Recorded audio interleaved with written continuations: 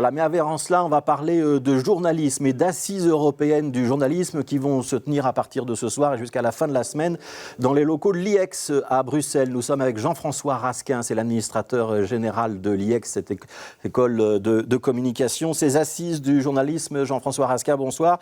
C'est un peu une occasion pour les journalistes de réfléchir à l'avenir de leur profession. C'est la première fois qu'elles se tiennent et c'est donc un peu un honneur pour votre école et pour Bruxelles de les accueillir ? Oui, c'est un honneur pour nous de les accueillir, bien évidemment. Nous avons travaillé avec Journalisme et Citoyenneté, qui organise depuis maintenant 15 ans les assises du journalisme à Tours et aussi depuis 2 ans les assises du journalisme à Tunis. Donc, nous avons discuté avec l'équipe de Journalisme et Citoyenneté depuis maintenant 1 an et demi, 2 ans sur l'opportunité de créer des assises des assises européennes du journalisme ici à Bruxelles. Nous avons y trouvé évidemment un intérêt à le faire.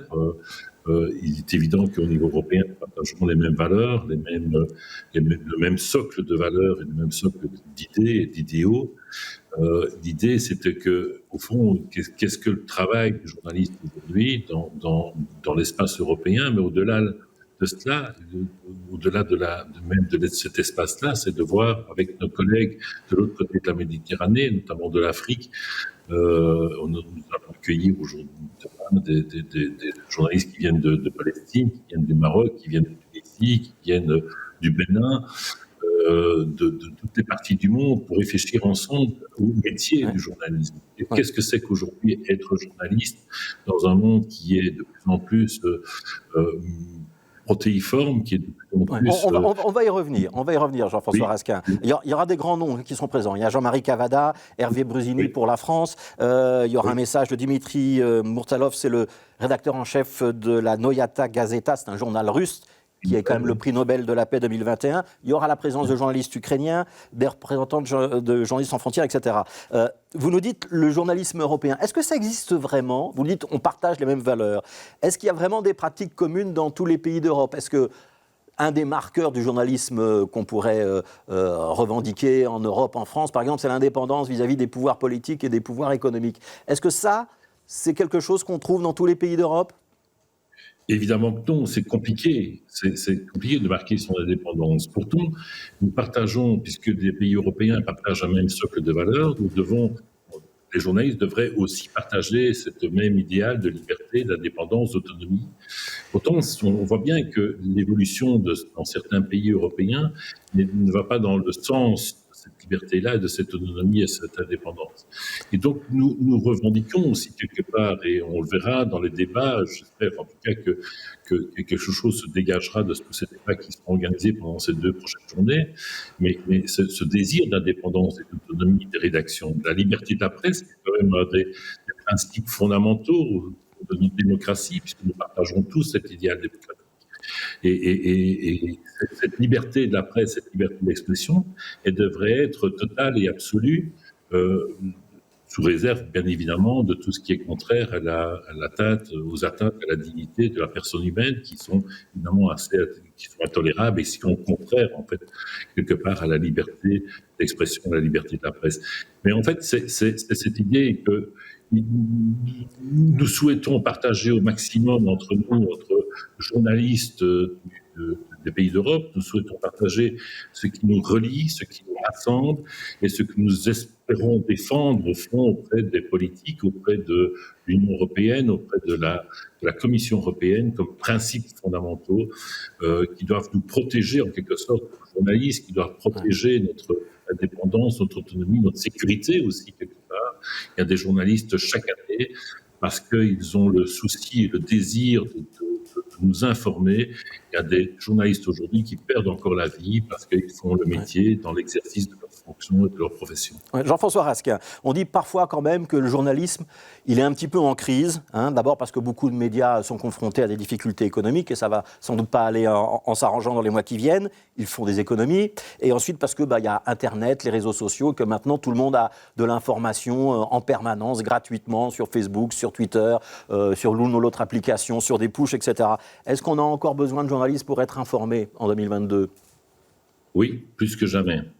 Et justement, par rapport à toutes ces informations qui circulent sur les réseaux sociaux, tous ceux qui se prétendent journalistes, tous ceux qui s'affichent comme journalistes. Nous avons besoin plus encore aujourd'hui qu'hier, d'avoir des journalistes professionnels qui respectent une déontologie, qui ont ces fameuses chartes, que ce soit la charte de Munich de 71 ou la charte de Tunis de 2019, qui ont dans les veines cette éthique et cette déontologie qui fait qu'ils nous informent à connaissance de cause avec toutes les précautions, toute l'assurance. Vous savez, le journaliste, c'est un métier de rigueur, c'est un métier qui exige énormément de la part de chacune et chacun d'entre nous, qui exige de la probité, qui exige un travail sérieux.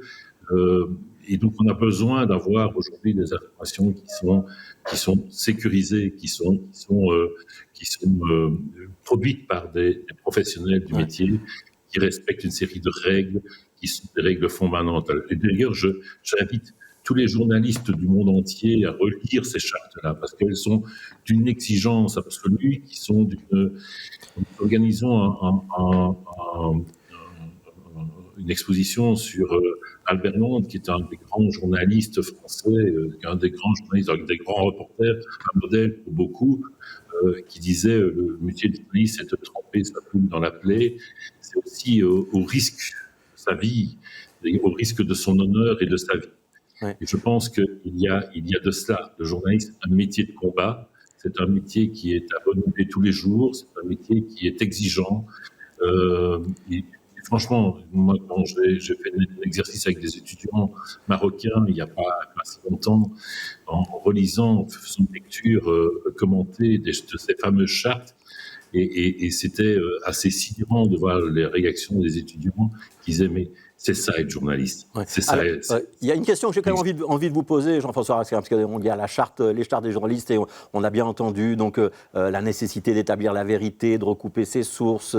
Souvent, on dit que les journalistes doivent être neutres, ils ne doivent pas prendre parti, mais il y a quand même des grandes questions qui traversent la société en 2022. Il y a le réchauffement climatique, il y a les questions de diversité, d'inclusion. On voit bien ce qui se passe au Qatar, par exemple, aux côtés sur cette question, par exemple, de la diversité sexuelle. Les journalistes, ils doivent être neutres ou par moment, ils ont un devoir d'engagement? Est-ce qu'on va discuter de ça dans vos assises? On va discuter de tout cela parce qu'il y a un ouvrage très intéressant qui a été produit par un de mes collègues et amis, qui est François Bernier, qui est professeur de l'université à Ottawa en journalisme, en déontologie journalistique, et qui vient de publier un ouvrage sur les journalismes. Il dénombre pas moins de 10, 15, 20 formes de journalisme différents. Et évidemment, il y a du journalisme engagé. Mais il faut qu'il s'affiche comme étant engagé. Il y a aussi du journalisme qui est un journalisme de débat et qui doit assurer une certaine neutralité par rapport mais alors, Jean-François Raskin, est-ce que dire, par exemple, on a le droit à la différence sexuelle ou le réchauffement climatique, c'est un problème important, est-ce que c'est un journalisme engagé ou pas? Ou c'est juste du journalisme? Non, c'est juste du journalisme à partir du moment où les faits sont établis. Le journalisme s'attache aux faits. Il ne peut pas déroger aux faits. Il ne peut pas être dans le fake news, par exemple. Il doit être arrimé aux faits. Parfois, c'est compliqué. Et évidemment, le métier il est difficile parce que peut-être que les faits ne sont pas ceux que l'on ceux qui sont vus, enfin qui sont à première vue compris. On peut se tromper, et un journaliste peut se tromper. Moi, je n'ai pas de problème à ce que les journalistes se trompent. Et il faut qu'ils reconnaissent qu'ils se sont trompés, et il faut reconnaître aussi à un moment donné que la correction est utile et nécessaire. Et je pense que les journalistes sont comme tous les êtres humains. Ils font un travail. Ce que je leur demande, c'est d'être honnête. C'est d'être honnête, sérieux, rigoureux. C'est-à-dire de faire un travail qui est un vrai travail d'analyse, de mise en perspective, de mise à distance. Et puis, s'ils se trompent, ce n'est pas grave. On peut corriger par la suite. On peut corriger avec beaucoup d'humilité. Il ne faut pas s'en... Le débat journalistique est un débat qui est intéressant. Et le débat entre les journalistes et les intellectuels et les scientifiques est extrêmement intéressant. La mise en recul, la mise en distance, la mise à distance, la prise de recul par rapport à ce débat, c'est le travail du journaliste. Voilà. Et c'est essentiel, évidemment. Merci beaucoup. Merci d'avoir été avec nous. Oui. Merci d'avoir été avec nous, Jean-François Raskin. Donc on rappelle, ce sont les assises européennes du journaliste qui se tiennent à Bruxelles, c'est à l'IEX, et c'est à partir de ce soir, et c'est jusqu'à ce week-end. Merci Jean-François Raskin, merci d'avoir été avec nous.